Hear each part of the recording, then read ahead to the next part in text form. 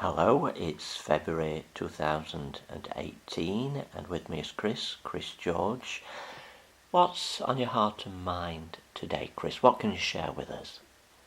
Well, Paul, a few months ago we used the title of the song What Becomes of the Broken Hearted as a point of discussion, and I've been thinking about that recently, and I'd just like to speak about the Bible's response to that dilemma. And I think if we look at the life of Jesus, I think there's lots in there to help us. We look at Jesus' life. The church tells us, of course, that Jesus was fully human and fully God. That's difficult to understand, but nevertheless we accept that Jesus did experience very much human experiences in his life. He knew about thirst, he knew about hunger, anxiety, the Garden of Gethsemane, fear, and also his share of disappointments. And we generally think of these disappointments definitely at the end of his ministry. He was betrayed, he was denied by the disciples, those closest to him.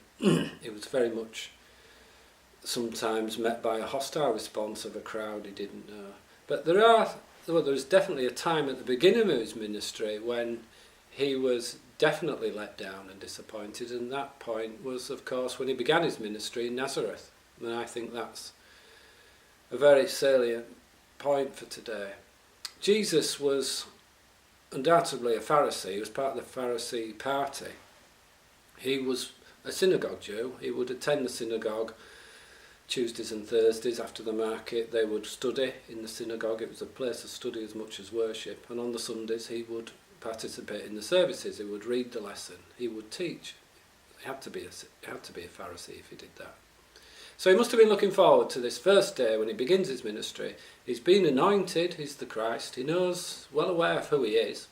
He's led by the Spirit to begin his ministry, and he wants to begin in Nazareth, in his hometown. It's the most natural thing in the world. I'm sure he knew what was going to happen. I'm sure he knew that beyond that was great things would happen. But at this point, this is the wonderful moment where he starts his ministry. And it goes badly wrong. It's such a disappointment when he makes this announcement. He makes a declaration about himself, about that exactly who he is. That has been from Isaiah. The prophets have said that he would come, and this is his moment. And the reception is, to say the least, extremely disappointing. It's a total rejection. It's hostile even to the point of violence. And it's very important to see how he responds to that. I think that's what's important, what response he takes from that. I'm sure Jesus knows that down the line there are crowds waiting for him. He'd be so popular he has to even hide from these crowds. He's too popular in a way. He knows that he will heal the sick. He knows that he will raise the dead child. He knows about Lazarus. He knows that. But nevertheless, this is still a very disappointing moment. And it's interesting to see how the Spirit leads him from that moment on. And it's interesting to see what the Spirit leads him not to do as much as what to do. He doesn't say to him, stay there and try and win these people over. He doesn't say, this is a setback, but if you stay here long enough, things will be okay. I think that's important. I think the response in Nazareth is a human response. He is opposed by supernatural forces, and he's opposed by them in the synagogues later on, but I don't think this one is, because he can always overcome supernatural forces. It's never a problem. He does in the wilderness, he does in the synagogue later on. But in this case, I think it's because it's a human response.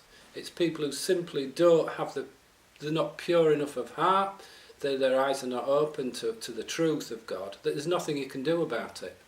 So what he does is he moves on. And he moves on very quickly. He moves to Capernaum. He moves his whole mission there, where he's accepted at face value. And I think in that lesson, he goes on from strength to strength. And I think what we take from that is that when there's a difference between being broken-hearted and downhearted. But if we're downhearted enough, in a frequency, we can become broken-hearted. Yes. Suggests a serious issue, the broken, and that requires some serious remedial action. But I think in this case, the answer is to is to completely leave that situation behind and go somewhere else. There's nothing he can do. He is in a bad situation, but the Spirit says to him, just move on. And when you find yourself in that kind of deep pit of what we think of as failure or disappointment, God's hand is there reaching out for us to help us move on. If we look up, there's the hand, and we take the hand, and he says, come on, don't worry about that, we'll move on to something else. Because ultimately, God puts you on the right track, and we know that God's victory will be the final result. That's a very good perspective, Chris. Thank you very much. I'm sure that will be helpful, very helpful to our viewers.